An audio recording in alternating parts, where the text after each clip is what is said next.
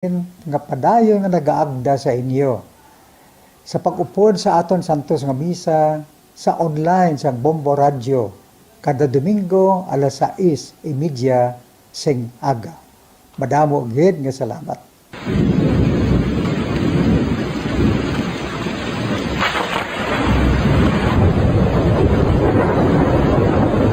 Tiempo tigululan na naman mga kabombo. Ang ikayong lawas sang tanan aton gid halungan. Gani likawan nga mabasa sa ulan agud makalikaw man sa balatian. Yari ang mga bombo tips sa tion sang tig-ululan. Masami nga magdalagid sang payong. Kung wala sang payong, magdala sa mga butang nga sarang makaprotekta sa imo kung maabdan sang ulan, kaangay sang raincoat ukon jackets. Likawan ang trangkaso ukon anuman nga pamalatian nga nagaguluwa sa tion sang tigululan pagi sa pagpabilin nga hindi mabasa sang ulan. Magdala sang extra towel ukon tuwalya kag mga bayo bilang ilislan agud madasig nga magmalak in kaso gid man nga mabasa sang ulan. Magpabilin sa mga lugar nga may atop o kung sarang mapasilungan samtang nagahulat sang salakyan. Likawan man nga mag-ubog sa tubig baha, ilabi na kung ikaw ang may pila sa tiil o kung din man nga bahin sang lawas. Ang ihi kag iban pa nga body fluids gikan sa mga infected nga sapat mahimo magtugas sang leptospirosis. Ang pag-angkon sang leptospirosis delikado o kung makamamatay. Sarang ini makatugas sang kidney damage, meningitis, liver failure, respiratory distress, kag ang pinakamalala, ang kamatayon. Kung hindi malikawan nga mag-ubog sa tubig baha, magsuksok sang butas. Mga kabombo, ini pila lamang sa mga panumdum gikan sa Bombo Radio Bacolod sa tion sang tig-ululan. Para sa pambansang radyo ng Pilipinas, consistent overall number 1 sa Bacolod, Basta Radio, Bombo!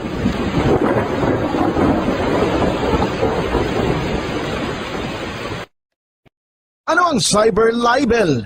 Inigangay man sa libel apang ginahimo ang krimen sa internet o kon cyberspace. Ang paghambal o kung paghimo sang malain batok sa isa ka tawo sa social media nga nagatugas sang pagkaguba sang pagkatawo ang mahimo nga mapasakaan sang kaso nga cyber libel. Ang mahimo nga makasuhan sang cyber libel amo ang nag-post o kon ang author sang libelous post. Ang mga nag-like o kung nag-share sa mga post ng hindi mahimo nga makasuhan, magluwas lang kung may malain nga tinaga nga nag-aatake sa isa ka tawo ang nakabutang sa caption. Sa pagpasaka sang kaso, kinahanglan nga magpadulong ang tagreklamo sa National Bureau of Investigation Cybercrime Unit. Ipakita ang libelous post sa NBI officer, magdala sang duha ka mga testigo nga may access man sa libelous post agud nga makahimo sang technical report ang nasambit nga ahensya. Ang sinuman nga mapamatud-an nga nakasala sa cyber libel ang mapreso sa minimum period nga 6 ka tuig kag 1 ka adlaw tubtob 8 ka tuig samtang kon medium period humalin 8 ka tuig kag 1 ka adlaw tubtob 10 ka tuig. Star FM Sunday Program Review. Your perfect Sunday entertainment starts off with a countdown of the top 10 hits all over the country in the Perfect 10 Countdown at 6 p.m. At 7 p.m., more of today's hits are featured in Sunday Night Sweet. At 8 p.m. End the day with your mellow favorites and it's all for you in the evening. And with a Holy Rosary as you look up to God in prayer. All these great music with the latest news and information in the top-of-the-hour news and the Holy Mass this Sunday on Star FM. Sunday Program Review on Star FM. Subong nga may ara sang coronavirus pandemic, isa sa pinakamabudlay nga butang amo ang idi naton makita ang aton nga kontra. Gani, dapat mangin may nalungon kita kag nagasunod sa minimum health protocols nga ginapatuman. Magluwas dira, nakaibalo-bala kamo mga kabombo nga dapat man nga i-disinfect ang mga cellphones agud malikawan ang virus.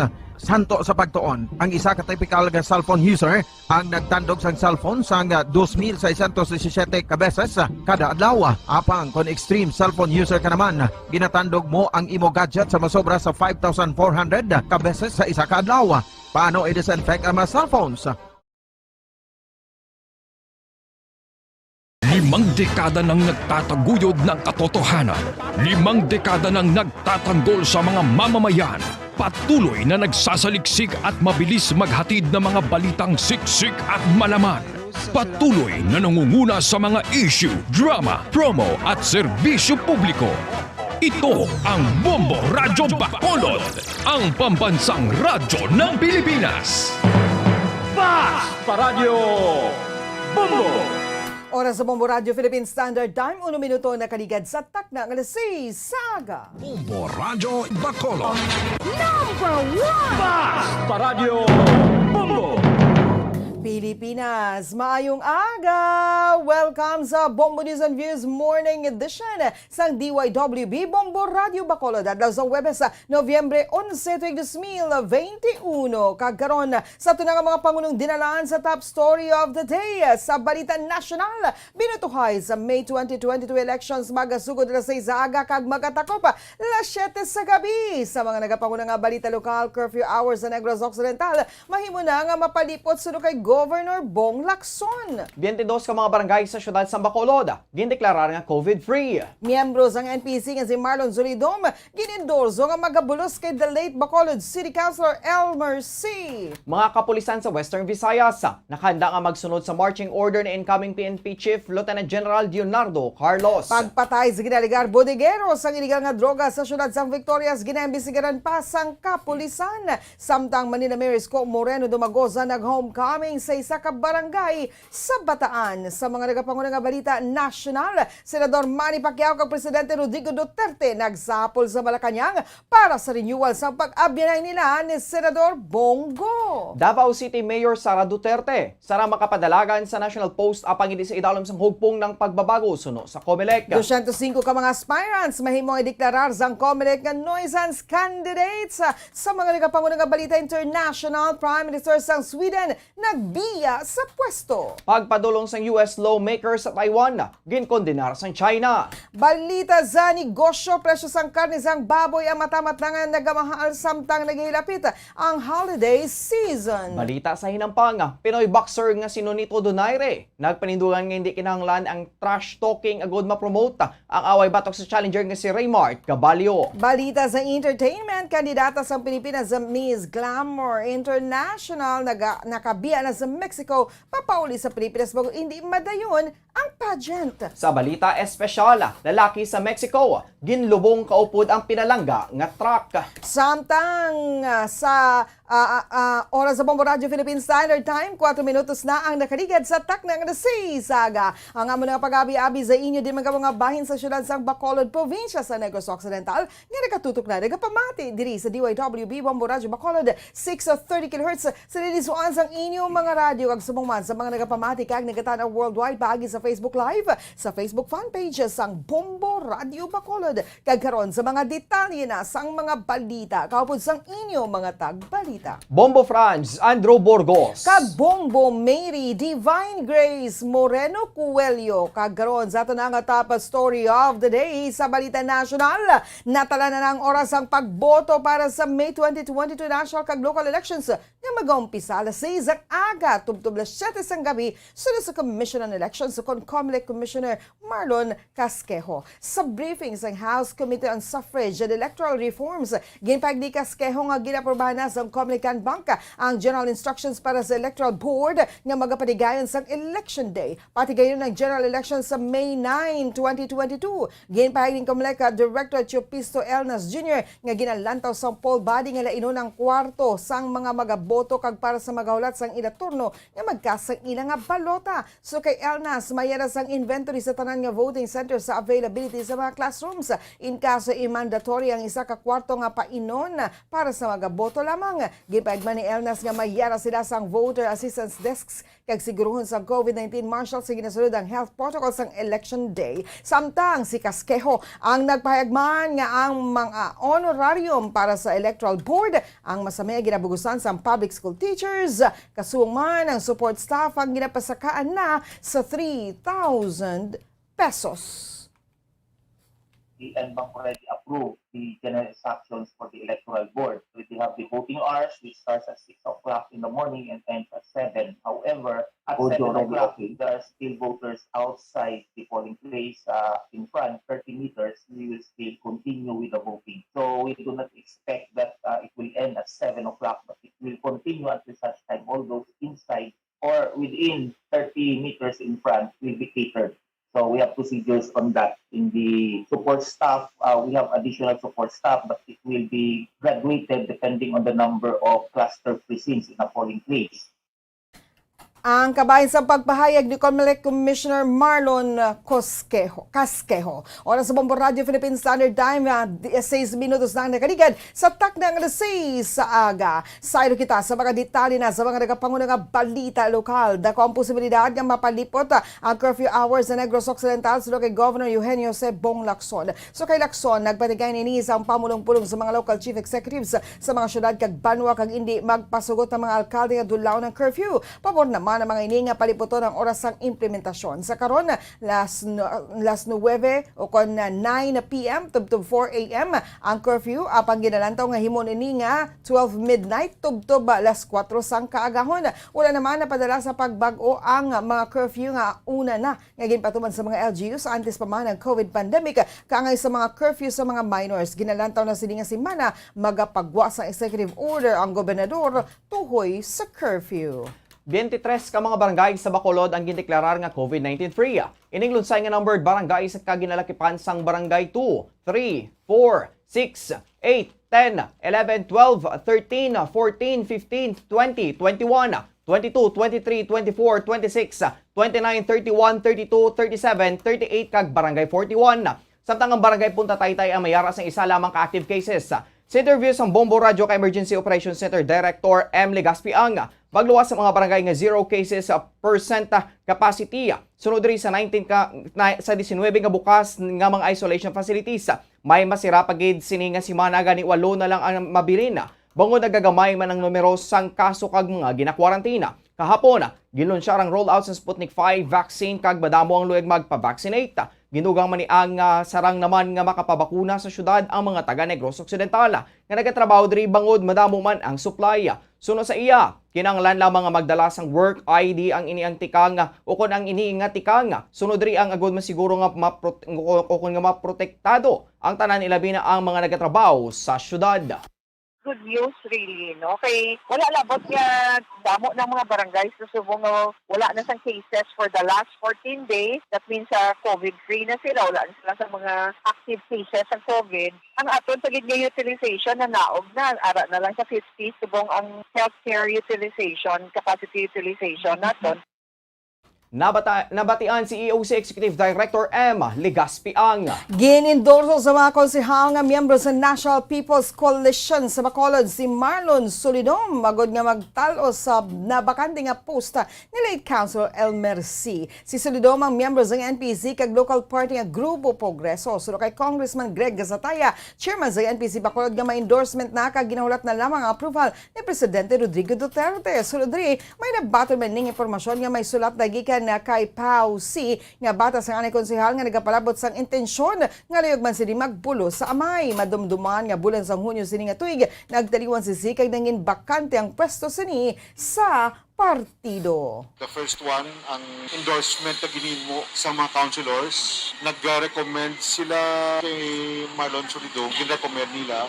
And then, ang letter man coming from Pau C, no? Nga nag-parapot man siya sa iya, sini-intention, appeal niya, nga siya ma-replace kay former councilor MNC.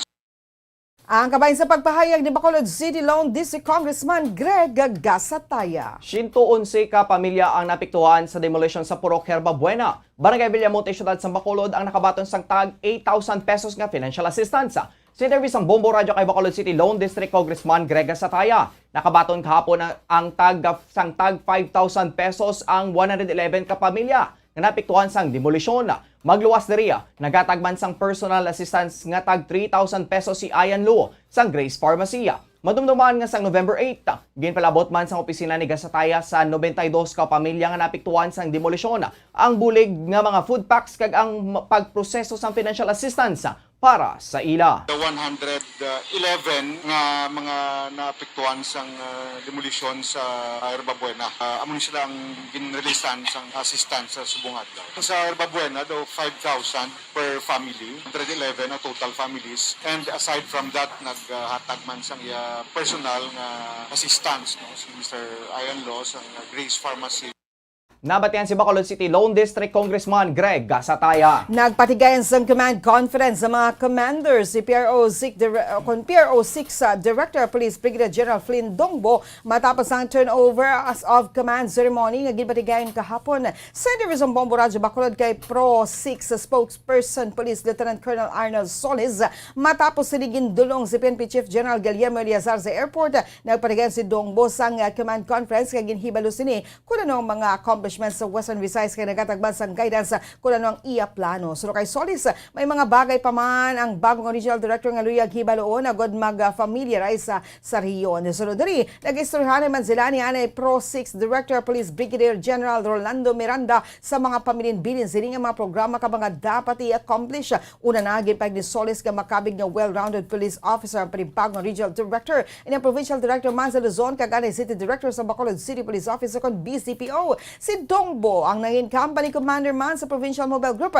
kagkalakip sa United Nations Mission kung sa ringin padala ni sa Nigeria sa 2005 at 2006 samtang istimor naman sa 2007 kag 2008 ng Chief Regional Staff kag Deputy Regional Director for Operation Manini sa Police Regional Office 1 ining nasign man sa Directorate for Investigation and Detective Management sa National Headquarters. Antes sinigin side sa Regional Director o kon antes sinigin side ng Regional Director sa PRO6 si Dongbong ulihin nga Chief ng Integrity Monitoring and Enforcement Group kon IMEG. Sudri ang mga nasamit nga designation ang pila lang sa mga nauyatan nga posisyon sang bago nga Regional Director. Natulong si Chief PNP sa airport, nagpatigayon siya sa command conference sa aton nga mga commanders kung sabihin na ginahibalo niya kung ano ang mga programa diri sa Western Visayas, ano ang mga accomplishments ng Western Visayas, and naghatag man siya guidance as to kung ano yung mga plano niya. Si PRO6 spokesperson Police Lieutenant Colonel Arnel Solis. Ginpayag sang tagpamabasang Police Regional Office 6 nga kung ano man ang marching order sa mangin bago nga Philippine National Police Chief. Handa sila nga magsunod diriya. Kahapon, ginapoint ni Presidente Rodrigo Duterte si Police Lieutenant General Leonardo Carlos bilang bago nga PNP Chief. Si Carlos sa magabulos kay Police General Guillermo Eleazar nga magaritero sa Nobyembre 13 matapos ang 6 ka bulan nga pagpamuno. Si Dervis ang Bombo Radyo kay PRO6 spokesperson Police Lieutenant Colonel Arnel Solis. Manami ang ginbiling nga ligasiya ni Eleazar sa PNP, ilabi ng intensified cleanliness policy. Sunod sa iya, 3 lamang ini ka mga tinagaapang na cover sining tanan, lakip ng katinloon sa PNP ranks sa organisasyon kag sa komunidad, subong man sa mga opisina sa ahensya. Nagapasalamat ini sa kontribusyon sang outgoing PNP chief sa ahensya kag 100% nga ginasuportahan nila ini sa Western Visayas. Samtang nagpasalig man ini nga handa man sila nga magsunod sa kung ano man ang igapatuman sang incoming PNP chief. At isang i-appointment bilang PNP chief, si Carlos ang nagserbi bilang tagpamabas ang ahensya kag pinuno sang Aviation Security Group.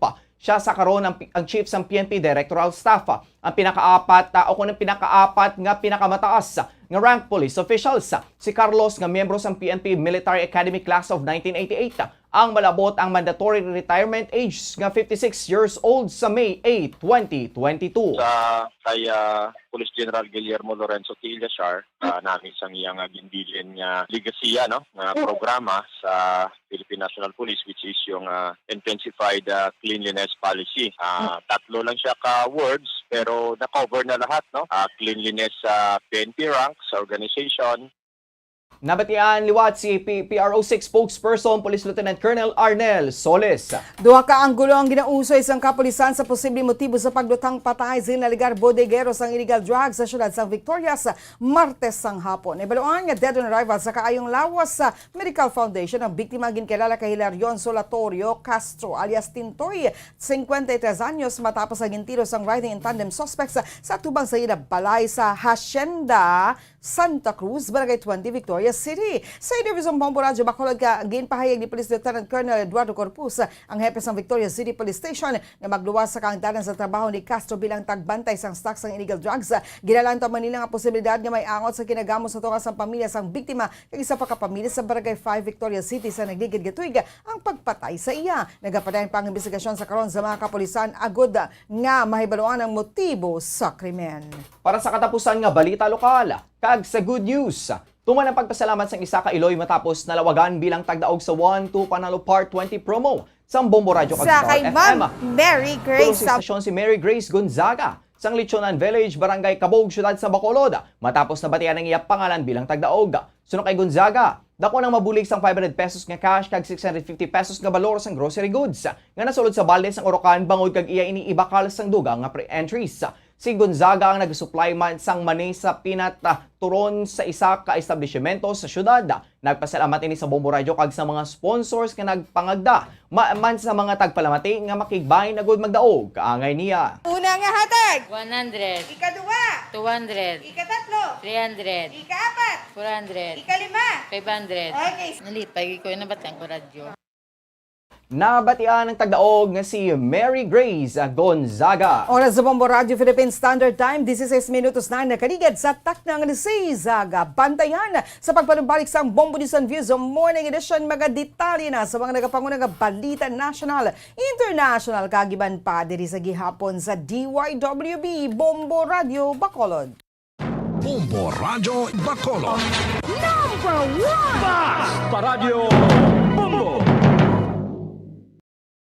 Nakahibalo-bala ka mo nga sunod sa latest statistics ng World Health Organization o WHO nga kapinakaroon sa 800,000 ka mga tawang nagakapatay kada tuig bangod sang paghikog. Kag ang suicide among isa sa mga leading causes sang kamatayon sa mga pamatanon nga nagapang-idaron sang 15 tub 19 anyos. Paano naton mabuligan ang aton mga teenagers in distress o kung mga pamatanon nga makabig suicidal? Yari ang pila ka mga tikang mangin sensitibo sa mga tawo nga ginaduhaduaan nga may plano nga mag-suicide. Kung may maobserbahan o kung makitaan nga mga senyales, hindi ni pagbaliwalaon nilabi na kung makitaan nga depress ang pasyente. Maghatag sang panahon nga kamustahon ini, istorihon kag pamatian kung ano ang mga hibubunot sini kag kung ano ang mga yara sa balatyagon sini. Listen non-judgmentally. Kung masanag ang senyales nga may plano ini nga utason ng kabuhi, ikaw nga nakahibalo dapat nga hindi ini pagsekretohon. Mangayo sang bulig ilabi na gid sa mga ginikanan sini. Hindi pagbayaan ang natungdan nga nagahisahanon and seek immediate support from health services. Suicide is preventable. Magmangin sensitibo kita sa atong isig kapareho kag handa nga maghatag sang panahon kag bulig kung ginaginahanglan. Mga kabombo, yari si Monsignor Felix Pasquin sang Our Lady of Candles Parish Capitol Heights sa iya imbitasyon sa pag-upod sa Santos nga Misa live sa Bombo Radio. Sa aton mga kabombo, tungod sang pandemic COVID-19, ang aton nga mga tumuluo, labi na gid ang mga senior citizens kag ang mga kabataan nga alangon pa. Pangabay nga hindi mag-intra sa pagtinipon-tipon. Kag isa na dira amo ang pagkadto naton sa simbahan sa pagsimba. Apang kamo makasimba gihapon, makapasalamat ka makadayaw sa Diyos, makapangamo. Number 1! Basta Radio Bombo! Oras sa Bombo Radio Philippine Standard Time, 19 minutos na nakaligid sa taknang Saga. Padayon ka ba nga nagapamati, nagatanaw diri sa DYWB Bombo Radio Bacolod. Ini ang Bombo News and Views Morning Edition sa gihapon, kaupod ninyo. Bombo Franz, Andrew Burgos. Kag Bombo Mary, Divine Grace Moreno Cuello. Sa dugang pa nga mga balita, ginbisitahan ni Manila Mayor Isko Moreno Dumagoso sang Miyerkules ang Barangay Landing kung sa din ini nagapangumasadto. Inang daw kaangay nga homecoming sa barangay kung sa din diwat sini nakita ang kasubong sini nga nagatrabaho sa umakag mga acquaintances sini kalikipta mga self-confessed bullies ang alkalde. Ginbisitahan ni Moreno ang Anmar Tomba sang iyang iya nga lola antes ini nagpadulong sa gamay nga balay kung sa din ini naglako kaupod ang maternal grandparents kag mga pakaisa. Ginhanduraw man ni Moreno ang mga tinuig nga nagpauli ini agod magbakasyon sa iya nga lola kag naghampang kaupod ang mga pakaisa sini kung hindi sila masako sa umasa tion sang tig-alani kag nesweldohan sang 75 kada adlaw. Si Moreno kaupod ang mga fellow Action Demokratiko candidates ang gin-welcome ni Pilar Mayor Charlie Pizarro ang nagpreparar sang programa sa covered court sang Barangay Landing. Oras sa Bombo Radio Philippine Standard Time, 20 minutos na nakaligad sa tak ng alas 6 aga. Saydo kita sa mga detalye na sa mga nagapanguna nga balita nasyonal. Nagkita na si Presidente Rodrigo Duterte kag si Senator Manny Pacquiao sa Malacañang Palace. Kaupod si Senator Bombo sa kagintawag nga renewal of friendship sa tunga sang duha. Inagid kumbirmar sang kampo ni Pacquiao kasubong man ni Go nga ginasaligan ni Duterte. Sa payak nga bahin gipayag ni Go, isa ini ka quick meeting nga gin-request ni Pacquiao. Santo sa text message ni Go, nagkamustahanay kaga nag-istorya gamay kasubong man ang renewal sang ilang pagabinay wala sang pamulitika. Kung madumduman, ginpatot sa dahan ni Duterte si Pacquiao sa makapila ka beses matapos ang senador ang gin-criticize ang panindugan sini sa West Philippine Sea issue. Gin-provoke ni Pacquiao si Duterte matapos sa ginpahayag nga naglala ang korupsyon pagod sa karon nga administrasyon. Ginhangkat man ini isang presidente nga hingalanan ang mga korap nga mga opisyalis ng gobyerno. Ginbato na naman ni Pacquiao ang pagpanghangkat kada payag nga ang ginaligar nga korupsyon sa Department of Social Welfare and Development, Department of Health kag sa Department of Energy. Sang Hunyo, giniport man nga si Pacquiao ang nagpahayag nga luyag sini may istorya si Duterte agod nga diskusyonan ang simple misunderstanding sa sunod sang partido sang PDP laban. Ginpayag sang tagpamabas ng Commission on Elections sa CONCOMELEC nga mahimo og padalagan sa National Post sa Davao City Mayor Sara Duterte at isang deadline sa substitution sa mga kandidato sa November 15, 2021.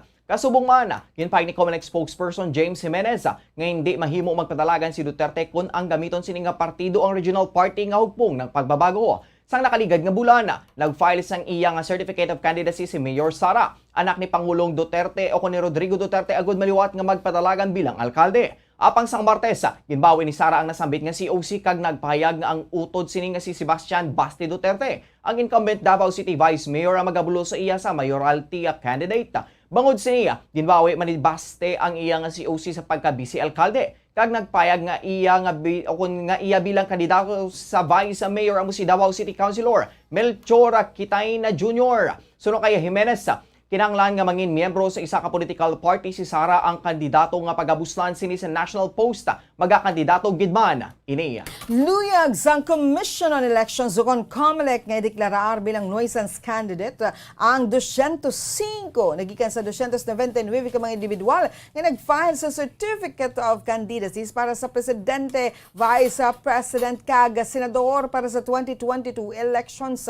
Sa laging handa briefing kahapon, ginpayag ni COMELEC Education and Information Department Director Eliza Zabide David nga ang Law Department nag-file na sang petisyon sa tiyosang period of the file of a Certificate of Candidacy o COC para sa piniliay sa masunod nga tuig. Sa COMELEC data, 97 ang nag-file sa Certificate of Candidacy o COC para sa pagka-presidente. 21 ang nag-file bilang Vice President kag 174 ang nag-file para sa pagka-senador. Sa dalom sang pagsulundan sang COMELEC, ang kandidato ang makonsiderar nga nuisance kung luyag sini nga ibutang ang proseso sang eleksyon sa pagpanuya kag pagpangguba. Luyag nga magtugas ang confusion sa mga botante kag matag nga makita nga wala sang bona fide intention nga magpadalagan. Una na ginpahayag ni COMELEC spokesperson James Jimenez nga ang finalist sa mga pangalan nga makita sa official 2022 ballots ay ga-finalize sa 2022 elections. Para sa katapusan nga balita nasyonal, pag-umpisahan na sang Commission on Elections o CONCOMELEC ang pagbaton sa aplikasyon para sa local absentee voting o LAV nagikan sa mga hindi makaboto sa May 9, 2022 elections. Ang duly accomplished LAV forms ang mahimo ma-download sa opisyal nga COMELEC page website kag dapat ipasa sa March 7, 2022 sunod sa poll body. Ginpayag man ni COMELEC nga ang government officials lamang kag mga empleyado sini o kon kalakip na ang mga membro sang Armed Forces of the Philippines o kon AFP, kag Philippine National Police o kon PNP, kasubong man sa membro sang media, membro sang practitioners kalakip na ang technical and support staff, kag panugutan sang layi agod maagavail sang LAV. Ang mga applicants lang nga registered voters kag ang mga registration nga hindi deactivated, ang ilang mga rehistro ang ginapahanugutan para sa LAV. Kinanglan man ang mga ini isang pamatuod nga sila ang temporaryo nga na-assign agod maghimo sang election duties sa lugar kung saan sila ang registered voters. Sa piyang kabayan ang mga media practitioners ang dapat mag-accomplish kag magpasa sang LAV form. Tuwas o kung samtang ang freelance journalist ang dapat magatag sang certification sa idalom sang oath nga nakabutang nga mayara na sila sang election duties nagikan sa matuod nga media organizations. Samtang ang online publishers ang dapat pareho man ang himuon agod nga mapamatud-an nga magadistribute sila sang election content online. Dapat magpresentar sila sang URL sang ila publications o kung blogs o kung sariin na makita ang pangalan kag pangalan siniya. Suno sa COMELEC, ang LAV period para sa presidente, vice-presidente, senador kag party list representatives ang humalin sa April 27 to 29, 2022, alas 8 to alas 5 sang hapon. Oras sa Bombo Radio Philippine Standard Time, 26 minutos na ang nakaligad sa tak ng alas 6 sa aga. Sayro kita sa mga detalye na sa mga nagapangulo nga balita international. Kadto kita sa Sweden. Nagbiya na sa pwesto si Swedish Prime Minister Stefan Löfven. Iniagod nga mahatagan sang digo ang pagpungkos ang bawagin pili nga magabulo sa iya na si Magdalena Andersson nga siyang nabing una nga babae nga Prime Minister sa Sweden. Si Andersson ang sa karon Finance Minister na pilihan bilang magpamulo sa Social Democratic Party sa nakaligad nga simana. Ginpahig sa nakaligad nga bulan ni Löfven nga magapanawag ni sa pwesto sa Nobyembre agud nga mahatagan sa nagakaygo nga panahon ang magabulo sa iya sa Setyembre tuig 2022 nga general elections. Para sa katapusan nga balita international, sa pungsod China, ginkondenar sa China ang pagpadulong sa Taiwan sa mga mamalida na gikan sa Estados Unidos.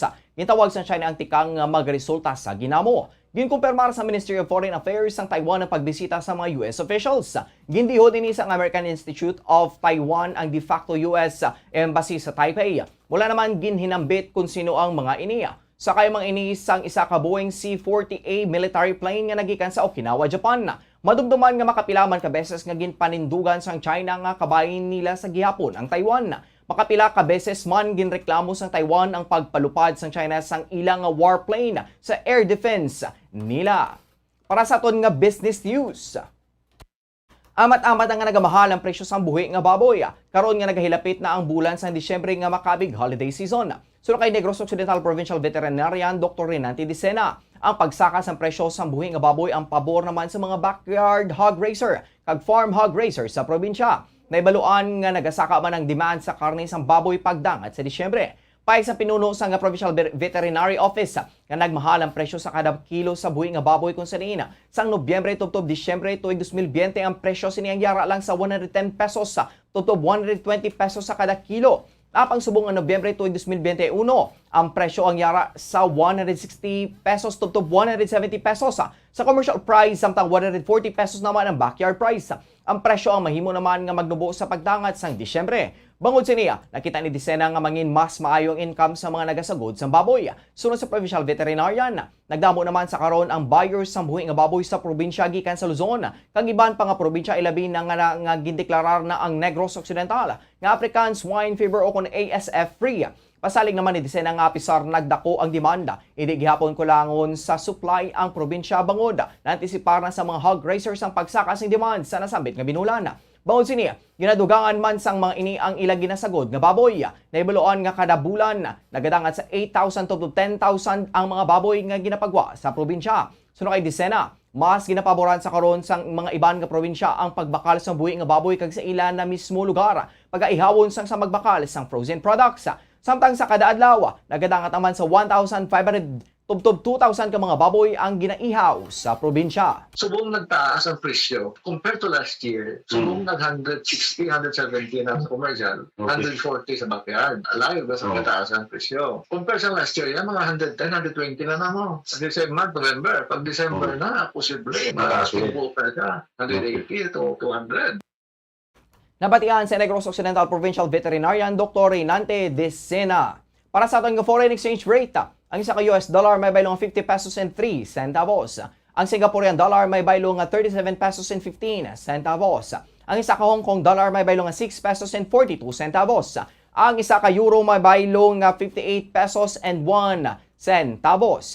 Ang average nga presyo sa produktong petrolyo nagikan sa Shell, Caltex kag Petron stations. Ang unleaded nagabalor sa 60 pesos tubtob 65 pesos and 15 centavos. Ang premium nagabalor sa 64 pesos and 30 centavos tubtob 66 pesos and 15 centavos. Ang diesel nagabalor sa 50 pesos and 50 pesos tubtob 52 pesos and 4 centavos. Ang kerosene nagabalor sa 55 pesos and 22 centavos. Para sa aton nga sports news, ginpanindugan sang Pinoy boxer nga sinunito the Filipino Flash Donaire. Hindi kinanglan ang trash talk o kung paghabuyanay sang malaing nga tinaga sa mandatory challenger. Sini nga si Raymart Gallo agod lang nga mag-promote o kung ma-promote ang ilang away. Ginpasalamatan sang reigning WBC Bantamweight champion ang Sanman Promotions. Kag si JC Manangkil sa paghimo kay Gabalyo nga respectful fighter. Ang duwang natalana nga magampang sa December 11. Sunod kay Donaire, dapat abusin niya mga Filipinos. Nagarespetuhan ay kag wala naga-trash talk. Ang palabuton nga hampang ang hindi kangay sang si Donaire ang nagapromote sa hampang sini sa iwan nga mga Filipino champion nga si WBO Bantamweight King John Real Casimero. Natalana kung tani nga maghampang si Donaire kag Casimero sa title unification match. Apang wala madayon bangod sa trash talk. Oras sa Bombo Radio Philippine Standard Time, 31 minutos na nakaligid sa taknang nasisaga. Kagkaroon sa ito naman nga showbiz news. Nakagwa na sa Pungsod, Mexico si Gianna Margarita Llanes, ang kandidata sa Pilipinas sa Miss Glamour International 2021 pageant nga wala madayon sang Sabado. Pagi sa Instagram, ginbalita ni Gianna nga nakahalin na ini sa Mexico kagyan sa mga kaimtangan kaupada iya mahal sa kabuhi. Kalakip sa post ako pa siya nga pahayag sang anam ka mga kandidata sang Miss Glamour International 2021. Gipaigman sila nga nagsala sila sa pagsalig sa isa ka poorly led organization. Wala pa sa karon sa gipagwa nga opisyal nga pahayag ang Miss Glamour International Organization angot sa wala madayon nga Coronation Night nga patikayonon kuntani sa Osaka, Mexico sang Sabado, Nobyembre 6, tig 2021. Para sa aton nga Bombo Health News, ginpatag sang isa ka doktor sa Negros Occidental ang importansya sang pagbakuna sa COVID-19 vaccine sa mga pamatanon. Sino kay Dr. Vicente Iturriaga, bisan ng mga magagmay pa lang nga kabataan ang mahimo nga ma-infect sa COVID-19. Patag sang doktor nga bisan na manubo lang ini nga porsyento ko di paanggid sa mga nagaka-infect nga adults. Hindi gyapon malipod nga malatnan kag makalaton ang mga kabataan. Panindugan ni Iturriaga nga kun ang mga adults ang makabakunahan apang hindi pagbakunahan ang mga kabataan. Hindi man gyapon matapos ang COVID pandemic bangod ang mga pamatanon naman ang magatransmit sa virus. Ining rason kun nga importante ang pagbakuna sa mga kabataan. Dugang pa ni Iturriaga nga mas vulnerable ang immune system sa mga pamatanon sang sa adults. Gani mangin risgo sa ila ang COVID-19 infection. Ginakabalakas ang doktor ang posibilidad kung ang bata nga hindi mabakunahan ang matapikan sang virus. Mahimo nga hindi ini masarangan sang ila immune system. Panumdom ni Iturriaga nga hindi na dapat hulaton pa sa mga ginikanan nga matapikan sang COVID-19 ang ila kabataan. Antes pa man ini tugyanan nga magpabakuna. Bangod mahimo gid ini nga hinulsulan sa ulihi.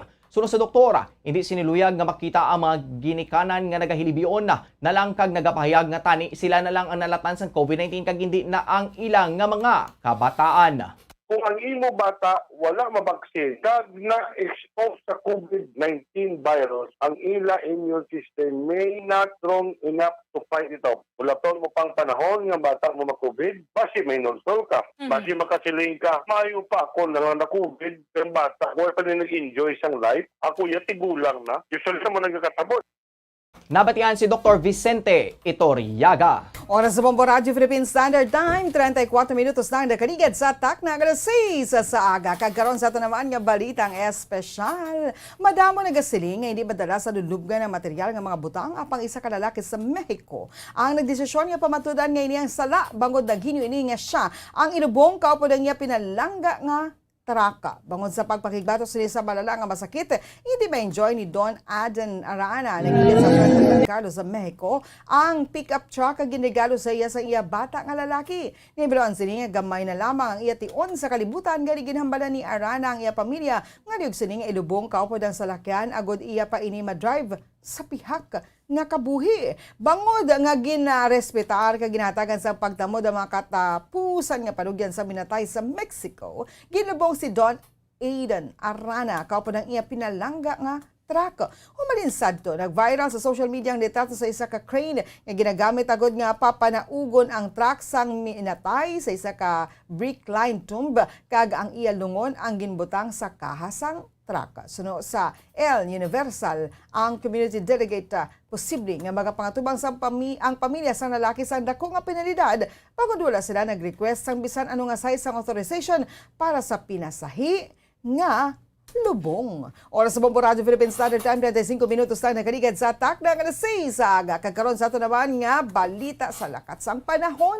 Ang shear line o kunang tail end sang frontal system ang nag-apekto sa eastern section sang southern Luzon. Ang northeast monsoon ang nag-apekto sa nabilin nga bayan sang Luzon. Ang Cagayan, Isabela, Albay, Sorsogon, Masbate, Catanduanes kag Samar provinces ang magalumon ang kalangitan nga may rapta-rapta nga pagulan kag pagpanagob dala sang shear line o kunang easterlies. Ang Mindanao, Palawan kay nabilin nga bayan sang Visayas sa maka-eksperyensya man sang mag-umon nga kalangitan nga may pagulan kag pagpanagob dala sang localized thunderstorm. Ang Aurora kay nabilin nga bayan sang Cagayan Valley maka-eksperyensya naman sa mag-umon nga kalangitan nga may pagulan dala sa northeast monsoon. Ang Metro Manila kay nabilin nga bayan sang Luzon maka-eksperyensya sa mag-umon tubtub mag-umon nga kalangitan nga may tumalagsahon nga pagulan dala sa northeast monsoon. Ang northern Luzon ang may kasarangan tubtub mabaskog nga hangin nga maghayop sa naminhan na sidangan. Ang nabilin nga bayan sang Pusod ang may makasarangan tubtub mabaskog nga hangin nga magahuyop sa naminhan na sidangan tubtub na sidlangan. Ang Mindanao may mahinay tubtub kasarangan nga hangin nga magahuyop sa naminhan na sidangan tubtub na sidlangan. Ang baybayin diri ang mangin mahina tubtub makasarangan. Samtang sa ato naman antad sang temperatura sa Metro Manila 25 to 34 degrees Celsius. 2% ang chances ang pag-ulan. Ang hangin na may kabasugon nga 10 kilometros kada oras, partly cloudy. Sa Lawag, 25 to 32 degrees Celsius ang antad sa temperatura. May 2% ka chances ang pagulan. Ang hangin may kabasugon nga 40 km per hour clear with periodic clouds. Sa Capiz, 26 to 29 degrees Celsius ang antad sa temperatura. 20% ang chances ang pagulan. Ang hangin may kabasugon nga 14 km kada oras, cloudy. Sa Coronadal, 23 to 32 degrees Celsius ang antad sa temperatura. May 9% nga chances ang pagulan. Ang hangin may kabasugon nga 5 km per hour, cloudy. Kag sa Bacolod City, 25 to 32 degrees Celsius ang antad sang temperatura. 8% ang chances ang pagulan. Ang hangin may kabasugon nga 10 km kada oras, mostly cloudy. Ang adlaw na butlak la 5:42 kay nasang kagahon kag bagatunod la 5:22 karon sa Kasisidmon. Oras sa Bombo Radio Philippine Standard Time, 37 minutos na nakaligad sa takda nga 6 sa aga. Antes ang tanan, aton gina-remind ang aton tagdaog kahapon la 5:59 ginlawag ni Bombo Dennis Rubica. Ang atong tagdaog from para 1 Taloca, Burgos City, Marvy Moses P. Hardinico. Magkadto na diri sa istasyon sa Bombo Radio antes sa las 8 subong aga agod maklaim mo ang imo premyo. Sa liwata, Marvy Moses P. Hardinico sang para 1 Taloc, Burgos City. Kadto na diri sa istasyon sa Bombo Radio dala ang imo duha ka mga valid IDs nga napa-photocopy agod makuha mo na ang imo nagahulat nga premyo 1,150 pesos worth of prizes, 500 pesos cash, 650 pesos worth of groceries. Nagahulat na sa imo kag sa aton nga mga kabombo padayon lang sa pagulog sa inyong mga entries sa week number 3. Kag padayon lang sa pagpamati kay sa dili madugay magahatag na naman kita sang aton isa ka tagdaog para sa aton nga promo. Gani, tutok na kag padayon lang sa pagulog sa inyong mga entries diri sa Bombo Radio Bacolod para sa aton 1-2 Panalo promo. Part 20. Oras sa Bombo Radio Philippine Standard Time, 31 minutos lang nakaligad sa takda nga sa Zaga. Inanabatian ang mga balita nga gindulog sa inyo sa Bombo News Team sang DYWB Bombo Radio Bacolod sa subong adlaw sang Huwebes, Nobyembre 11, 2021. Sa ato naman nga Christmas countdown. 44 days to go before Christmas. Ini ang Bombo News and Views Morning Edition. Kag kami ang inyo nangintag balita. Bombo Franz, Andrew Burgos. Kag Bombo Mary Divine Grace Moreno Cuello para sa Pambansang Radyo ng Pilipinas. Consistent overall number 1 sa Bacolod. Basta Radio! Bombo! Kag sa ito nga Bombo News Analysis ay padala sa isa kamakod nga tagpalamati sa Bombo Radio Bacolod. Ining ginbasa ni Bombo Daniel Elecciones. May tigulo, kasagrado sang eleksyon. Kasubo panumdumon nga daw nadula na ang kasagrado sang eleksyon. Napuna na karon sang kadramahan pag-file sang kandidatura ginabutang sa alang-alang. Matuod nga ginapanugutan ini sang kasuguan. ang substitution sa mga magapadalagan. Apang tani ibutang taman sa husto ang rason sa tagsa ka kandidato. Gusto mo man magpadalagan sa mga pwesto, apang ikaw ang nagapulo palagyo, kuno sa posisyon hindi interesado, gali kay ang pag-file dramahon sa publiko. Tani butangan taman sang kapurmalan, eleksyon nga balaan, katawan hindi pagtinuntuhan sa eleksyon nga napunan sang kadramahan. Ang ini pauna-una pananawan ng padala ni Calixto Magno sa Barangay Maaw, Burgos City. Sa mga tagpalamati sang Bombo Radyo Bacolod, pwede man kamo magpadala sang inyo panghuna-huna kag pananawan sa Bombo News and Views Morning Edition. Care of DYWB Bombo Radyo Bacolod, CBS Development Corporation Building, Lacson Street, Mandalagan, Bacolod City. O kung pinaagi man sa email address sang Bombo Radyo Bacolod, bombo_bacolod@bomboradyo.info.